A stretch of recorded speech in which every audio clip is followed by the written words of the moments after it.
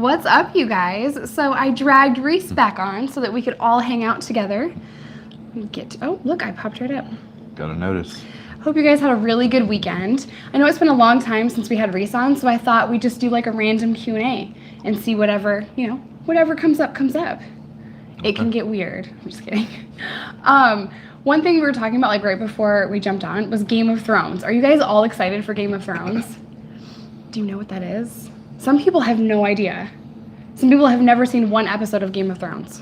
Where are these people hanging out? I don't know. I see it on Facebook. People post like, I'm the 1% that's never seen Game of Thrones. I've seen that post a lot. I think I saw some grandma like checking out at Target the other day. She knew what Game of Thrones was. She was buying like a Jon Snow shirt. I need a Jon Snow shirt. I shrunk mine. That's like, I have the worst habit of buying clothes that fit me and then I dry them and wash them and ruin them. That's what I tell everybody happens to my shirts when you wash them. That I shrunk them? He's not huge. I shrink all his clothes. What's up, you guys? Hi, Deidre. Hi, Josh. I'm really sorry about my voice. This is as good as it's getting. And yesterday it was so bad. Like yesterday I could barely talk, right? It's better. Yeah, it's better. Yesterday was just like atrocious. I can't say your name, homie, but this person said, I've never seen Game of Thrones. There's a person here that's never seen Game of Thrones. Oh, someone else just said it too. I've never seen Game of Thrones, but I've been on Game of Thrones tour in Ireland. You went to a tour and you've never seen Game of Thrones? I'm so jealous of you. What's up, Bent? How are you? Man, that's crazy that 3 people, me too. Bethany, listen, after this live stream, you need to go watch Game of Thrones. It sounds really weird, like there's dragons and stuff. Yeah. I remember somebody pitched it to me at first. I'm like, I don't want to watch some magic show about dragons. I'm not some board game. I don't like play Quidditch or something. I mean, play Quidditch. Weirdo. How do you know what Quidditch is? Because I had to watch Harry Potter with you guys and the kids. Okay. I got a secret little Quidditch outfit that you don't know about. A little broom. When you guys go to the store, I break it out, fly around the house a little bit. Okay, Bruce Jenner. He said that in like every interview he's ever done, that's what he would do when they had left the house. You need to tell me something there, Reece. But yeah, I'm really excited about the new season of Game of Thrones. It was something that I never thought I would like either. And when I saw you watching it at first, like before I sat down, I'm like, this is stupid. This is dumb. This is getting out there. Like, what's that show that I hate? With Lost. Lost is awesome. It is not awesome. How did you watch that and say this is an awesome show? I think I camped out on the couch one week on vacation, didn't I? And watched it. Yeah, it was awesome. Lost was the biggest waste of time ever. I hated Lost. The meaning of life is found in Lost. Get out. Dude, I hated that show because it got so weird. Like, you could only go so far with this whole plane crashing thing. Like, either get rescued or die. Like the zombie show that you love so much. It was incredibly deeper than that. It was maybe it was just so good that you couldn't understand what was going on. Okay. I'm too slow to understand Lost. That's what it was. It was too far beyond you. It was going to hurt you. Yeah. Excuse me. It wasn't a bad show. You were a bad viewer. Whatever. Stupid show. But we did just start a new show, and I'm very, very excited about it because it's really good. And I actually can see this being my friend's life, which is kind of weird. Maybe it's a stretch. I won't call you out. But Shameless is amazing. We just started it today, and we're like glued. He did like the worst thing you could possibly do in a relationship. He watched episodes without me, right? I do that all the time. He does it all the time. All the time. Like with what? Everything. Like every show we have together? You watch without me? I watch. I'm way ahead of you. I'm always like 2 episodes in front. Oh my God. Our whole relationship is a lie. Oh my God. That's terrible. That's terrible. But yeah, Shameless is so freaking good. I just foresee that being my homeboy's life. It's good. It's good. It's amazing. Okay, so no one tell us what happened because we're on like episode what? Like 5. 5? Yeah, there's like 8 seasons, so we're 5 episodes deep when we got started today, so we got the jump on it for sure. Netflix better watch out. You guys are so funny. Lost was horrible. Thank you, Josh. You, sir, can get off the live chat. No, you stay. This is my show. I'm the boss. Yeah, I just couldn't do it. Shameless always makes me feel better about my life. I can see that.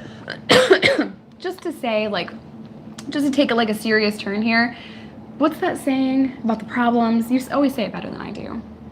Oh, if you had to like sit in a room with everybody else and everybody put their problems in the middle of the circle, you'd always reach for yours back, because you got a good look at what everybody else's life was like, got a good scope of the business out there. So yeah, if you feel bad about your life, just watch one episode of Shameless. You're gonna be like, my life is great. I'll take all my problems back. I think it's a good job. The writers do a good job. They keep it real. It's really funny. The characters are well done. So. I'm like reading the comments when they pop up. Like, No. We're fighting over Lost now. Either you love it or you hate it. There is no in between, right? Yeah, I'd say that's pretty accurate. I'm not a big fan of shows that like never end, like The Walking Dead. I liked the first season of The Walking Dead, but it was so long ago. Like they just dragged it on. I think, right? Most avid viewers will concede to the fact that there's an art to when you should kill a show, when it should be done. I mean, Breaking Bad, 6 seasons. They did it all, right? That was done. They closed it up well. The Sopranos maybe would have went like an extra season too long, but they shut it down within a good timeline, You can go forever with like little comedies like Friends or something, Or The Big Bang Theory. Yeah, The Big Bang Theory. You can do 12 seasons of that, You can't do 12 seasons of a meth cook. No, or something that's like it's like a very layered drama, where there's got to be a lot of plot lines and subplot lines, and then we got to take them somewhere. You just can't drag that on forever. I mean, Facts. It's not going to work. So it's knowing how to end the show is definitely got to be part of the plan to start out with. Yeah, I love Breaking Bad. But I wanted to talk to you guys about something. Like, people are always asking me these questions, like these 3 or 4 questions, and I thought we could pick your brain about these questions. All right, fire away. And he never likes to know what I'm going to ask him. I think he does better, like, on the fly, Impromptu, okay. So when people get sober, Yes. and they're starting from zero, Yes. they feel like it's going to take forever. Forever. And we relate to that so much because it felt like we were never going to get our lives together. It felt like it was going to take a lifetime. We dug a really deep hole. We thought we were never going to have anything, worth having again.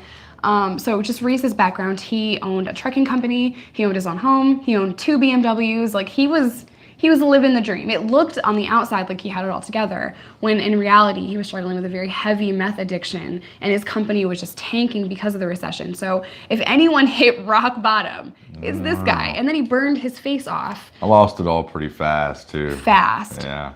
So, and mine went like this for a long time. I lost it, got it back, lost it, got it back, but I never got it back in the right way. I got it back by selling drugs. So I didn't know how to do it like the straight and narrow, the hard grinds, like the pushing through any kind of struggle, because if anything was just too inconvenient for me, I didn't do it.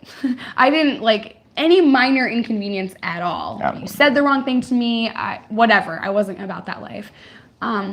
So what would you say to people that are just like brand new in sobriety, or they've lost it all and they're trying to rebuild their life?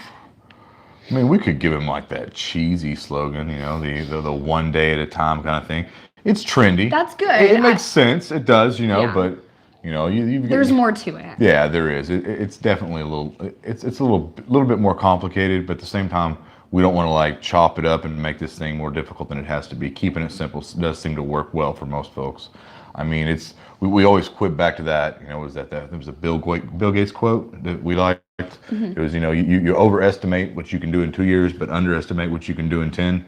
I think that's a really good foundation for what we've got going on here, because we're both about 5 to 7 years in, and at the beginning, at the bottom, when we're both climbing out, we both had the same experience where we thought, like I said, it was just we'd burn it all the way down and got a shovel and started digging once we hit the bottom, just to make sure we got it down there deep enough.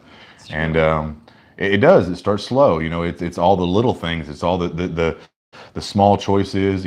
Moving at the right pace and the right time and the right speed.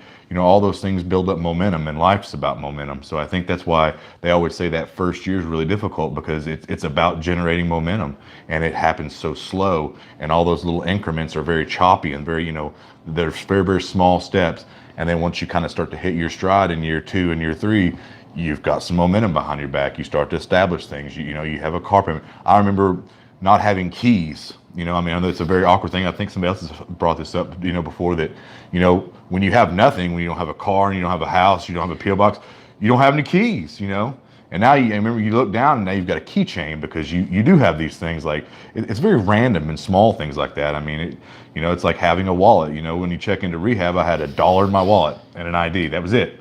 You know, no credit cards, nothing, because I didn't have anything. You know, I was basically bankrupt. I was at the bottom. You know, I didn't even have a checking account. So That's so crazy what you said about keys. I never even thought about Yeah. that before. It was a minute before I had keys. yeah, That's keys to a car, car, keys to a house. You know, when you're you living know. in a halfway house and you're getting rides from anyone you can find at work or whatever, like I was for a long time. I didn't have keys. Yeah. No keys to anything. No Yeah. reason for a keychain. That's crazy that you brought that up. Yeah. I didn't have keys for, I don't know, probably 6 months until I got my car. It's just the stuff you don't realize, you don't think about. You My know? toaster box car.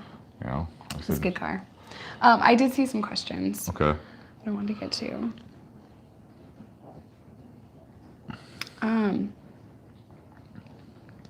Bethany asked, "What's up, girl? How are you?" She said, "How did you make that first step to getting clean?" How did I make the first step, or how did I, or did I? When did I? I think she's asking like, what was it that made you take that first step to getting clean? Man, the first step to being clean. I mean, I guess if I got to break it down, like if I have to break it down to the moment and what it was is, I think I was just embarrassed and done.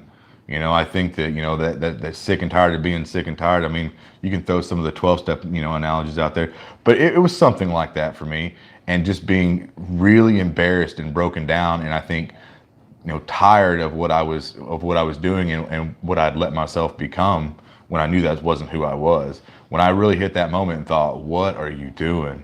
What have you done? Like, this is enough, you know? And I think that up until that point, I don't ever think I had that moment of clarity. But once I did, you know, it was very easy for me to put my foot in the ground, you know, let the weight of what I'd done sink in and pivot and push off and start moving in the right direction, because that was it for me. That's all I needed. I was embarrassed of the things I had done, the person I had become, the things that I had done to my family and to people that knew me. I think that it almost became very, very surreal for me at the end when I finally looked around, you know, and as I was burning my castle down, I had that euphoric high of, you know, doing drugs, and thought, well, if I'm going to do this thing, I want to do it right. And when there was nothing left to burn and all the ashes had settled and the you know, the fire was out and, you know, dancing around it like a wild drunk Indian was gone, there was nothing left to celebrate other than to look at what was, you know, the damage. And it was overwhelming for me. So I just love you so much. Just everything you say is just gold. okay. No, I just relate a lot to that. I'm so sorry for my voice, you guys. Like, I'm trying. This is like literally as good as it gets. Being embarrassed, I remember like never caring about anything, never caring about going to jail. It wasn't a big deal. This was just a really, jail and then prison was always like an inconvenience for me. It was an inconvenience to my drug empire, which is stupid. But then when I was pregnant in prison, took on a whole new meaning. I then decided, like, I used that time to reflect, and I just remember feeling like such shame. Like, not only are you in prison, you're pregnant. You are pregnant in prison. Look at what you have done. Now it's not just about you. It's about this innocent little child that you've drugged into this mess. And I felt so shitty. And I think that was finally like me looking in the mirror saying, who are you? How did you let it get here? All of that stuff that he just said, I felt exactly that. I had to tell my mom on the phone from a county jail in Arkansas, a place she's never heard of, that I was pregnant with her first grandchild. And that was so hard for me to tell my mom on the phone. And finally, when I told her, you know, there was a pause, and then it was, okay, but are you okay? You know, like, so we could only talk for 10 minutes, and I just had to tell her on the phone I was pregnant.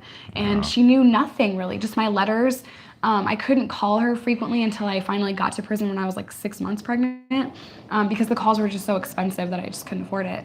So I just had to write her on these little postcards like, well, my life is shit, I'm starving, but everything's okay. And I felt like I never want to be here again. I will do anything I can to never be here again.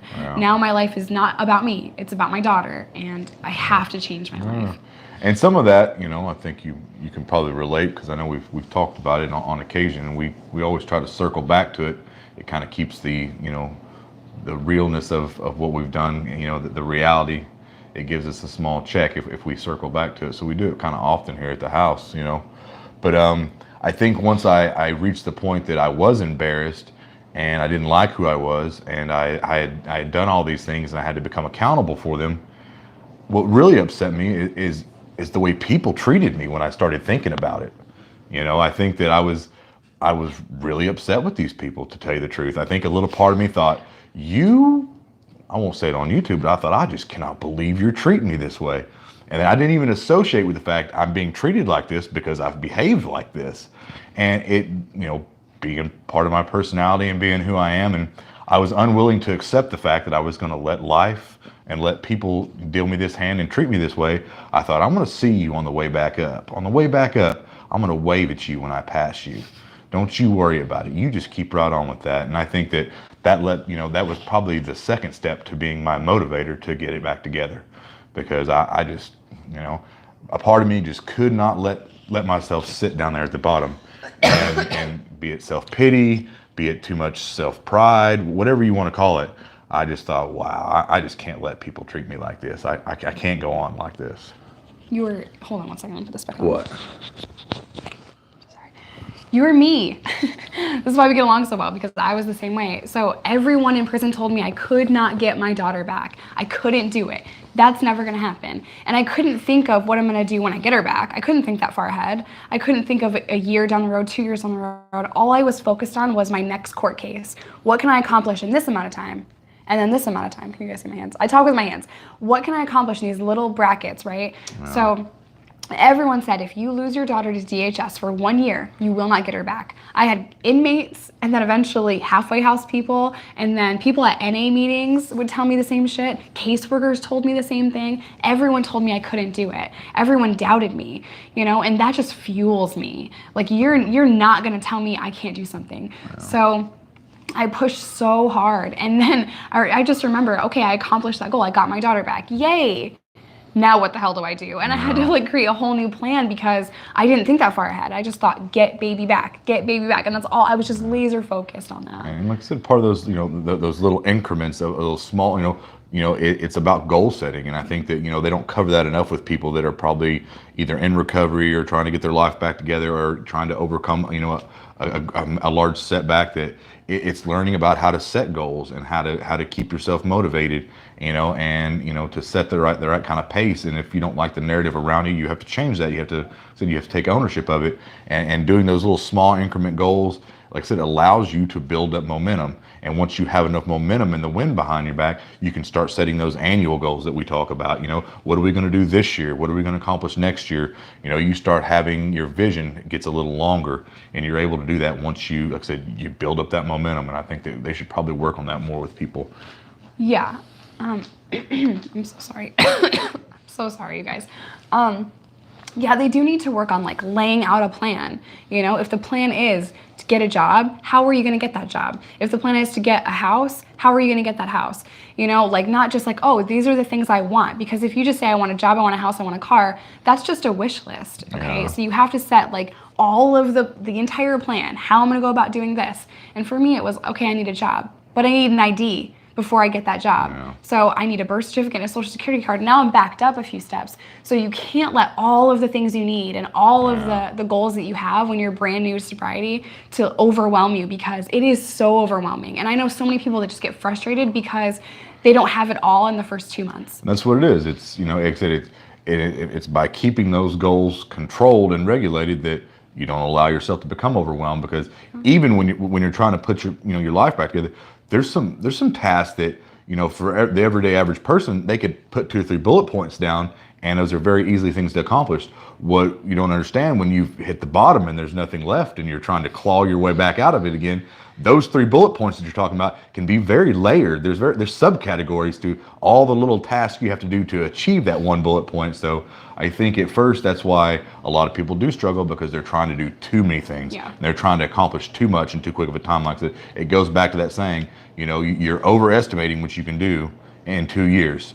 You're underestimating what you can do in 10. Just try to knock those few things out and then add to the list. It's like that. We watched that Warren Buffett thing where that guy, his partner was talking about, you see a guy that's juggling 20 balls. He didn't start with 20. He started with 1 and then 2, and he added until the point, he got to where 20 was easy. And I think people jump right back into the game and they want to start trying to juggle 20 things, and it doesn't work. I will do that in my sober life. So I have 7 years sober. Reece, you have 5? Yeah. Reece has 5. I will overwhelm myself because I'm trying to be really good at a lot of shit. Mm-hmm. So I get overwhelmed. I want to be in the best shape. I want to have a 4.0 grade point average. I want to kill it on YouTube. I just want everything to be perfect. I want the kids to be perfect, the house to be perfect, and I overwhelm myself with all of that. So I do it now. I feel like I'm never doing enough. I'm not helping enough people. I'm not reaching enough people. I'm not working as hard as I could, and I've just always had that. So I had that in the drug world. So I had it in a really negative way, and then I just turned it and made it more positive. But I've always had that mentality, that go-get-it mentality. So I feel like my brain just shut off. I was going somewhere with this. Yeah. But yeah, you can't take on more than you can handle. And for me, like in recovery, when I was brand new, I just knew if I just go to work today, I'm not going to try to go get a re-up. If I get a second job, any extra time is going to be spent at the second job. So I was fortunate enough to work at a place where I could just work any time of day. So I would work at a regular place, a smoke shop, of like a vapor store.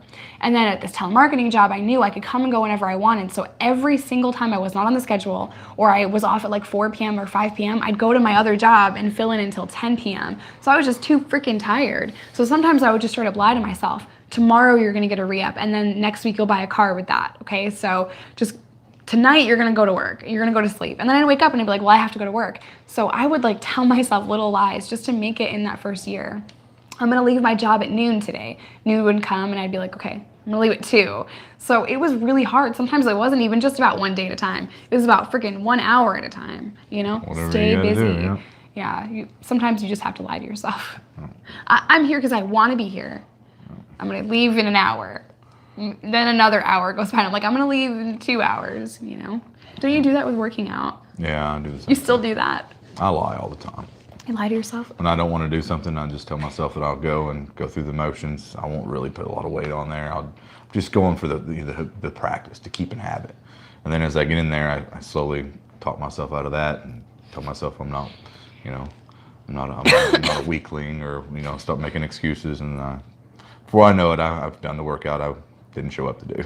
I've been telling Reece that I'm gonna take a break from school for like 12 weeks now. Yeah. I have classes in 5-week increments, and I'm like, okay, when I'm done with this, I'm definitely gonna take a break. But then I get to where I'm starting a new class, and I'm like, if I just keep going, I'm gonna graduate on time. I don't want a break. And all that is, and it's really important, like I said, to kind of put your nose down and work the grindstone and push yourself.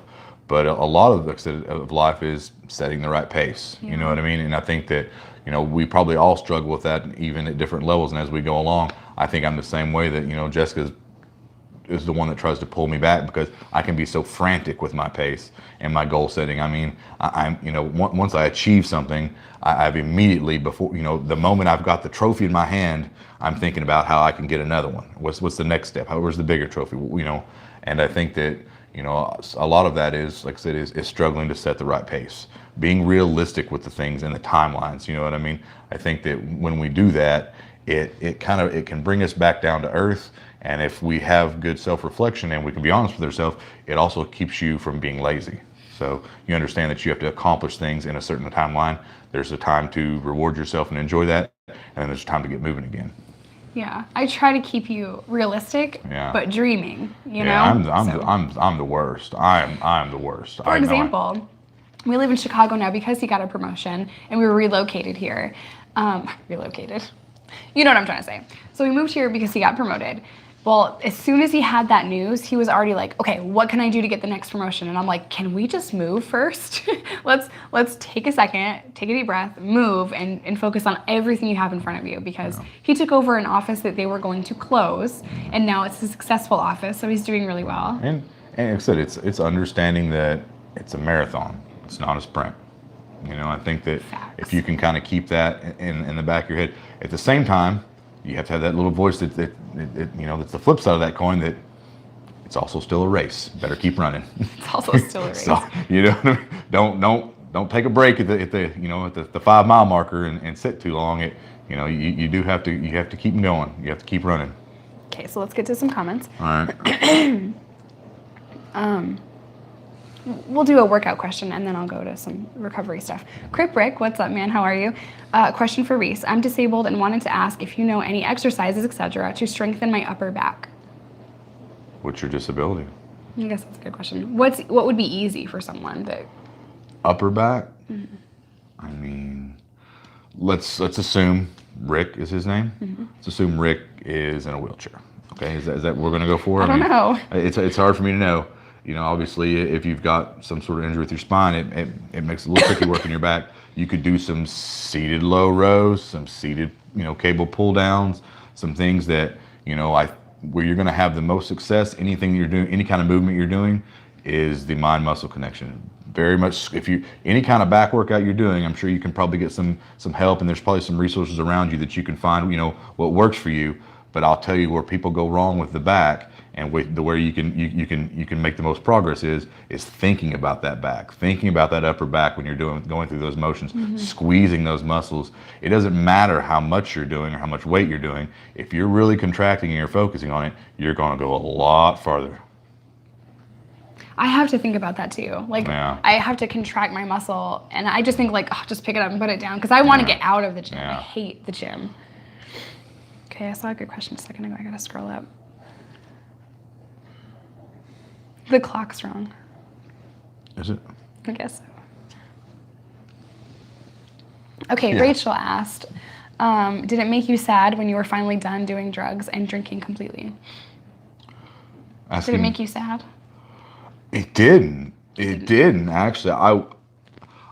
I was rather relieved, to be honest with you. I think, you know, when I had my epiphany, my light bulb moment, you know, when I realized I was done, I think, you know, when we're talking about these things that we're talking about, I realized how much easier regular life would be if I just stopped doing all the negative things that impacted me, like the drinking and doing drugs. I realized how much simpler those tasks were going to become, like being accountable for work in the morning.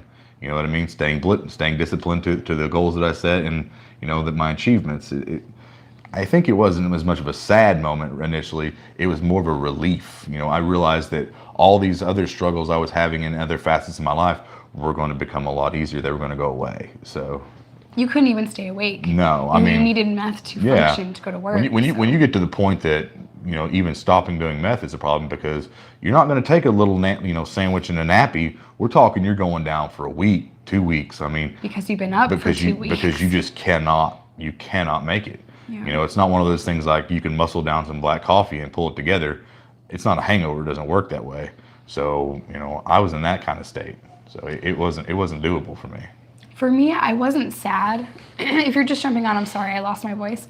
I wasn't sad. I was extremely uncomfortable, because for almost a decade, I numbed myself with heroin and then meth and then pills. So I was constantly using a substance. And what happens is your dopamine receptor completely fried. So I couldn't be comfortable in my own skin, couldn't be happy on my own. That took a long time to heal. Yeah. I think it's 6 months to where it starts like firing up at a normal pace, and then about a year or two, 18 months, I think, is the timeline for it to be completely healed. It's a long freaking time. Yeah. It feels so crazy and uncomfortable. It is. I mean, that's why, you know, it's really difficult, you know, and I don't want to say anything derogatory about anybody watching the channel or anybody out there that's, you know, still living the struggle. But when you get those people that are 1, 2, 3 months in, 4 months in, 5 months in, anything less than a year, and they're talking so optimistic, and they've got the, you know, they're throwing all this language around and all these things, I really want to tell them, like, why don't you just sit back and listen for a little bit And and work just and watch, you know. focus on Wait you. till you get a year up under you. That you know, your mind gets a lot more clear every month. And I think, you know, I stayed with, you know, my grandmother when I was getting cleaned up, and I remember somebody, it was either my Aunt Trish, or it was somebody that said when they'd speak to her, you know, every day or every week or something, that she would tell them that she could visually see my mind getting better every month. You know what I mean? The longer I would go. And it probably took me a full year to have actual clarity again, you know? You know, there would be times where I would get sober for a few months and feel really strong and go off to help someone or do something or go to Vegas or back on the magazine crew and be around those people because I thought I was okay. Again, I'm so sorry. I thought I was stronger than I was because I only had a few months clean and I was incapable of staying sober. So I've relapsed, I can't even tell you how many times. No. I don't even know how many times. It was that many because I felt like I can go around those people. I don't have to change my life. I don't have to build a life that means anything. I'm totally fine, right? No. That doesn't work. No, and I even remember thinking You can't be the only crackhead in the circle not hitting the pipe, you know what I mean? wasn't a crackhead. You know? I do get called a crackhead all the time. But so I was on heroin, and then I went back to the magazine crew and I was drinking Jack Daniels for breakfast. I was drinking tons of it to the point where at the end of the day, after drinking Jack Daniels all day, I'd be blacked out drunk, and I thought, I'm doing so good. I'm off heroin. Isn't that great? I'm awesome. I'm sober. No. Bitch, no, you're not. Another example of how we lie to ourselves. I was horrible. My boss had to take my ID away because without my ID, I look 10 and I can't get Jack Daniels. Good strategy. It was a good strategy. So, you know, clever. Fuck you. But I was like, I had to get other people to buy me alcohol. And then I started to realize, like, oh, this is a problem. I probably like Jack Daniels too much. I'm so sorry I'm coughing in your face. King, what's up, man? How are you? Good to see you. He said, what do you guys think about the saying, fake it till you make it? There's probably a fair amount of truth in that statement. You know, I will say, in my mind. Pat, he said, I'm 3 days off heroin, finally got my methadone to 70 milligrams, not going any higher. Congratulations that you're off heroin. Yes. And just keep working that program. Stay in contact with your doctors and don't deviate from that. And I wish you all of the best luck with that. I know a lot of people on here that are on methadone right now that have had amazing success with it. So stick with it and reach out if you're feeling like it's not enough. Always speak up, right? So I know you said you don't want to go higher. That's a good goal to have when you're starting. But if you need it, there's nothing wrong with asking for more. There's nothing wrong with being transparent with your doctors.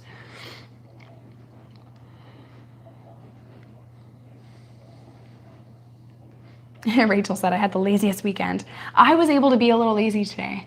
It felt good. You don't do it often. I don't. I watch TV. I watched Shameless today. I was so excited. Desiree, how's it going? Josh, hello. G-Man is in the house. Hello, G-Man.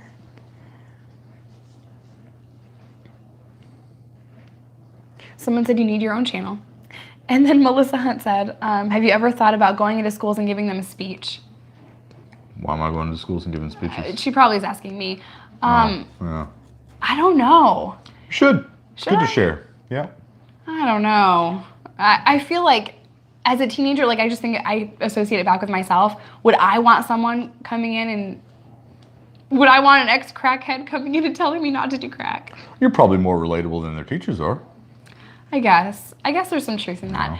Honestly, I'll go and speak anywhere that'll ask me. I would have a little bit of anxiety with it, just to be honest, because speaking with kids, it's like I'm not used to that, right? So I'd have to censor myself and say things in an appropriate way, which is tough. It'd probably be good to walk in there with a game plan, some sort of framework of what you were trying to address, and keeping yourself in the right direction as you talked, because I totally it's real easy to stray when you're doing something in a format like YouTube. Probably when you're addressing adolescents or people in that demographic when they're struggling and having a lot of life issues, you need to be careful. Yeah, I always had people that didn't know what I had been through, didn't understand my life, trying to tell me what to do. Yeah. And that didn't work. If you told me to sit down, I'm going to stand up. And I had a lot of problems with high school, and eventually I just stopped going because it was so bad. Somehow you freaking graduated. How did you graduate? Got lucky. you barely went, you barely did work. I think people liked me. That's what got me through. Dude, everyone loves him. I don't even doubt it. They hated me. I've been arrested on school property. I spent all my time in school suspension. They'd throw worksheets and stuff at me in school suspension. It'd be good. I have to go to the bathroom. It'd be good to speak to kids. What is it? My mom goes. She goes in. Yeah, that's true. She goes into the juvenile facility, and I think every week or whatever they do, and they go and they speak to them. I mean, I think there's a lot of good that could be accomplished there. Yeah, his mom does Al-Anon, and she goes into juvies, like he said, and I think that's amazing. I think that's so great. And honestly, like, I think it'd be great to go in juvie. I'd feel a little more relaxed going to juvie or prison than I would a high school. Yeah. Because you have a lot of people watching you in a high school. You have like all the employees, and like everyone's like, don't say this, don't say that. You know, you have to be really sensitive when working in a school, right? So I feel hella comfortable. Jail, rehab, if you're going prison. to school, though, I mean, that's a different ball game. I'd have to have some real structure to what they were wanting me to. What do you want me to accomplish with this speech? You know, and like I said, I think that would be key for me because, you know, that's a large crowd and you got a lot of mixed opinions. You know, if you're talking to a juvenile facility, hey, we all know what we're here for. You know what I mean?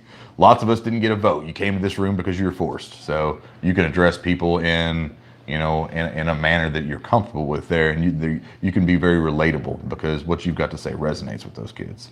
You know, if my parents, like, they have heard me say this, but they're like, you feel comfortable in rehab or prison or jails, that's where you want to work? I'm like, yes, more than anything, because they need it the most, first of all. Second of all, the system is just designed to keep people down. If you break the law, that system's going to push you down, and it's up to us to work 10 times harder to rise above that and to beat the system and get our lives together. I mean, the message is important. We all acknowledge that. We understand that. But part of that of the message being important is knowing your audience and making sure you're delivering to that message to the right people. You know, so I think that a lot of things that you're trying to relate and pass on, and the knowledge you're trying to share and help people out. Probably, like I said, it will sit better with a crowd of your choosing. You know, like I said, know your audience, and it makes it a lot easier for that message to land home, to make an impact. Yeah, really trying to go back to prison, you guys. Yeah. Because I did it. Gotta get that warrant fixed first. I might be wanted, technically, but I did it. If I can do it, anyone can do it. If I can get my life together, if I can get sober, anyone can get sober. Like. It's just the truth of it. I was so bad. I can't even tell you in words because I have no concept of all the shit I was really doing. So just the shit I remember and just the shit I'm aware of was so bad. I think though, a lot of times if you lay it out to people, you the building blocks of what you're trying to communicate, of what to do and how to approach it, it's very, very simple. It's just not very easy, and if you can understand that concept, it's easy to help people that are willing to listen. So I agree. Okay, so is there anything else you guys would like us to talk about? Didn't somebody assume that I could bench press 750 pounds? I posted, do you guys want to know we want to know your assumptions about us, and we'll answer it. And someone said you can bench press 700 pounds. If I did, I would have my own YouTube channel. I'm sure that's like a world record of some sort. Pretty close. You look strong, bro. How much can you bench? I don't know. I couldn't tell you. It's been a long time. It's not really what I'm going for. People always ask that, and it's like they do. They want to know. I don't know. And that's just not my goal. It's not my focus. I think I've put up some weight. I think the most I ever put up about 465. Ew. But that was quite a long time ago. I don't. How old were you? I was in the military. Yeah, I was like 20, 21. So. Yeah. So we don't like powerlifting because you could get hurt, and we're not in the business of trying to get hurt. We're in the business 36. Of looking good with no clothes on. Looking good naked. Yeah, that's where we're going with this. It's working so well for me. I worked out twice last week. Getting on that Stairmaster. Dude, that sucks. That machine should be boycotted. It is the most painful machine ever. Telling you, anybody wants to know what they got to do to get in shape, you know, those girls that talk about toning and shaping, just get on that Stairmaster every day. You just keep pushing those stairs. Dude, it'll get you there. It's literally torture. Yeah. Everything in there is torture. Everything's heavy. It's like somebody saw the treadmill. You know, we could make this harder. Make it into steps. Oh, yeah. God. You know, I'm like, how hard could it be? I climb stairs every day. We have stairs in our townhouse. No. Yeah. It's so painful. You know, and I see girls on there, guys too, but I see a lot of girls on there for 30 minutes. Oh, wow. 30? Why? Get off of that. I know you want to cry. I know you want to eat a Snickers. Come on, let's go down and get Snickers. People really think you should have your own YouTube channel. How do you feel about that? I don't know. I don't think I'd be very good at coming up with content, you know? I think a lot of YouTube is about learning how to stay relevant. I just don't know if I have the time in my schedule to do that. I really don't. I know Jessica really talks my lifestyle up, but if I were to write it down on a piece of paper, what my daily life looks like, it's very boring. It is boring, but it needs to be boring. There are some days though, like if I'm on here with you guys or I'm collabing with someone else or whatever, there are days I only see you for 45 minutes, maybe. And then it's just like, how was your day? Great, okay, good night. Like, we don't even see each other a lot, you know? So the weekends are really our time to just hang out and relax. Yeah, and we have to make an effort to do that. You know, it's one of those things, we have to capitalize on that time. You know, we have to decide, we're thinking about that throughout the week before we get there. What are we gonna do this weekend? What are we gonna do with the kids? Are we gonna have, you know, breakfast on Sunday, things like that. We had blueberry pancakes today. Oh, yeah, everybody. Oh, they were glorious. Yeah. You know what Micah was most excited about? Yeah, the egg whites. Egg whites. I get over easy eggs and she steals my egg whites every time. She is so weird. This child is crazy. She loves it. No, it's not, whatever time that says. No. I guess it's wrong. It is wrong. The batteries are probably bad, like everything else in this house. Listen, you give the children all the batteries that I buy to fill up their toys, and then you wonder why there's no batteries. You spend an entire Saturday giving them every battery in this house for princess wands and troll karaoke. He gives them anything they want. It's so cute. I like how we're going to pretend in this conversation that there's not any more batteries for sale anywhere. There's no more batteries for sale. They stopped making them. There's only a limited amount of double A's. Bella, the clock is wrong, I guess. YouTube is intimidating. I feel like I'm so boring. YouTube really was intimidating for me. So was Facebook Lives. I did Facebook Lives Come a long first. way. She used to really get the. You guys don't know the behind the scenes. I lived it. I was there. You get the pressures, pacing across across the floor. You know, she's getting worked up. You know. Yeah. It used to be pretty fun to watch. I hate you. No, I was really scared. I've told them this before. I was really scared to start YouTube because I'm telling a story that is very personal to me. That is just I don't share often, right? I don't talk about on a daily basis, and it's something that people judge heavily. It's difficult because you open yourself up to a lot of ridicule. Yeah. I mean, it's wide open up here. We put this video up here, and people can say and respond with whatever they want. And they do. Obviously, we do have the ability to delete your comments, so why don't you keep them clean, folks? But you know, other than that, listen to Big Man. It's it's hard. It's hard because people are going to say negative things. You're going to have to read those things, whether they're true or not. We all know that, you know, it's like opening up somebody's diary and find that somebody doesn't like you. You know what I mean? There's no way I can say that's not me. Yeah, on YouTube. Yeah, either. It's you. You know, so I think that's difficult. It's definitely outside your comfort zone. It's outside a lot of people's comfort zone. But I feel like it's a positive, and we always push ourselves outside our comfort zone. That's a really big thing that I stress. If it's positive, go for it, because you never know how good it can turn out. And I'm so pleased with all of you guys watching. I'm so happy with my growth on YouTube. You know, December, we had what, 200 subscribers? Now we have 2,200 subscribers. I mean, that's huge. That means so much to me. It just tells me I'm doing something good and I need to stay on YouTube because it's just going really well. Okay, I'm gonna answer like 2 or 3 more questions and then Reece has to go because he has to wake up at 5. I'm sorry, 4. 4. I wish 5. There's one of those in the morning too. Oh gosh, there was a lot of stuff happening. Snowman's Angel, just watch the playback. He did already discuss that because it's a really good question, so I don't want you to miss that. What was the question? About why you got clean. Oh.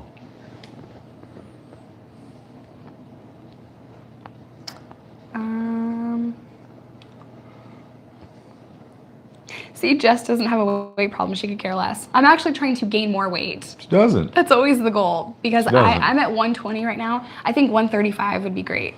We're at the opposite end of the spectrums, for So sure. he looks at my food and gains weight, and I'm losing weight right now because I'm not eating. Yeah. Like, it's literally how it goes. It's definitely a hurdle that we have to overcome. No way, why do you wake up so early? Because he works out and then he goes to work all day. Yeah. You know, and I do want to address negative things right now. So I am a human being. The negative things do occasionally get to me, but they will never stop me. You know, there are some days where I have really good YouTube days where other creators will reach out to me or say good job, or people from my hometown will be like, hey, I watched your video, and they'll congratulate me or whatever, and I feel really great about it. Or we'll have a collab that goes really, really well. So I did a collab with Brian from Bounce Back and G-Man and Yuri. That video was up on Friday, was it? It went so well, and I think all of them are so great, and we work really well together, and I'll have great days like that. Then I'll have other days where I get called a crackhead, and you know, people comment horrible things about me and my family, and it's draining. But some of them are kind of funny though. Yeah. You know, like I have a thick skin. It's kind of like the mean tweets on Jimmy Kimmel. It totally is. I can just laugh off a lot of stuff, you know, and I feel like when you're trying to do something great, people will try to come in and knock you down, and never let that happen. So. I mean, that's part of life, you know. You got to learn how to have thick skin and have a high tolerance for pain. Which I feel like we do. Yeah. Bobby Hernandez, how are you? Goblin, Josh, Pikachu, Patrick the Destroyer, No Way, Life Choices and Changes. Thank you guys so much for dropping by. We love all of you. Hope you guys enjoyed this video. And if you like me having Reece on, please leave a comment down below or smash the like button. Do something to let... Smash the like button. Smash the like button. Let us know that you love Reece being here, and I will try to drag him on. The more comments, the better, so that I can, you know, screenshot that and send it to him to beg him to join me. You know? I hope the commentary and the content is well received. People love you. You're great. He needs to have his own channel, right, you guys? What do you think? One day? We'll work on that. We'll put it on the 2020 plan. Right, how many subscribers? Right on that list with the smoker I'm going to get. How many? We've been talking about the smoker for like 20 years now. I'm getting one this year. Okay. Getting that smoker. No, he's not. How many subscribers would I need for you to start your own channel? Oh, tell you what, if you can make it to 10,000 by our birthday. We have the same birthday. Yeah. We're the same person. No. My birthday is September 15th. His birthday is September 17th. So if you can make it 10,000 by our birthday. Oh my God. I think that we'll try to come up with some ideas on what that might look like and how we'd go about getting it started. Okay. So, did you hear that, you guys? There's 37 people watching right now. Let's start making fake accounts to get Reece channel. Start pumping those numbers. Dude, I'm totally gonna cheat. Are you serious? You'd be so good just at fitness and life advice. Like, you could do one of those motivational videos where, like, you're just doing a voiceover while you're working out. I feel like I have some ideas. It would be really good. Like Will Smith, you know? Hey, Will Smith's he's a good motivator. He is. Know? He's so positive and encouraging. He's got a lot of insightful things to share. Everyone, including Jordan. I know. From the Kardashians. Oh, man. It's bad. Bad. Hey, you know who's loving that story? Jesse Smollett. True, because now we're talking about Jordan. That's what I'm saying. He's like, there's the damage control in the Kardashian house. Woo, gets him off the hook. Oh my God, that's so true. That's so true. He was what a douchebag. He was. I'm sorry. I can't even be nice. He was singing it. I bet you the first text she got was from Jesse saying thank you. Thank you. Thank you so much for kissing Tristan. All right, we love you guys, and we'll see you next